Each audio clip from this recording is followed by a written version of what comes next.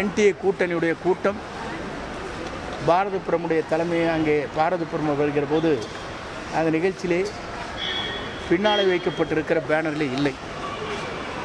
அப்படி என்றால் யாரை நம்பி இவர் கட்சியை நடத்துகிறார்? இவர் முகத்துக்காக ஓட்டு போடுகிறார்களா? அந்த அளவுக்கு செல்வாக்கு மிக்கவரா? குறிப்பாக இவர் எந்த தேர்தலிலும் வெற்றி பெற்ற வரலாறே இல்லை. நாடாளுமன்ற தேர்தல், சட்டமன்ற தேர்தல், உள்ளாட்சி தேர்தல் அனைத்துமே வெற்றி பெற முடியாத ஒரு சூழ்நிலை ஏற்பட்டிருக்கிறது என்பதை அவர் உணர்ந்திருக்க வேண்டும். அவரெல்லாம் செல்லா காசுங்க.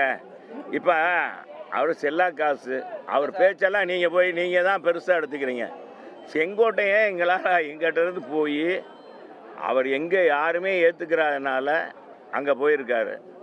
ஒரு இவ்வளோ நாள் கழித்து போய் சேர்ந்துருக்காரு. அவரை பற்றி பேசுவது, கேள்வி கேட்பதே எல்லாரும் மறந்த சூழ்நிலையில் உங்களை மாதிரி ஆளுங்க தான் கேட்டு அவரை திரும்பவும் அவர் பேரை சொல்கிறீங்க. எல்லாருமே மறந்துடாங்க. எங்கள் கட்சியிலேருந்து 1000 பேர் இருப்பாங்க. எங்கள் கட்சியில் எல்லாம் சாப்பிட்டு எல்லாமே இந்த கட்சியில் இருக்க கட்சிக்காரன் தொண்டனுடைய ரத்தத்தை வேர்வையாக சிந்திச்சு அவன் பதவியை பெறுவாங்க. அவன் சுகத்தை அனுபவிப்பாங்க. அவங்களுக்கெல்லாம் நாங்கள் பதில் சொல்லலாம். அவங்க போனவங்களாம் மரியாதை கொடுக்கணுமா? விடுங்க சார், நீங்கள் அவங்கள பற்றி பேசாதீங்க. நான் சொல்கிறேன் கேளுங்க.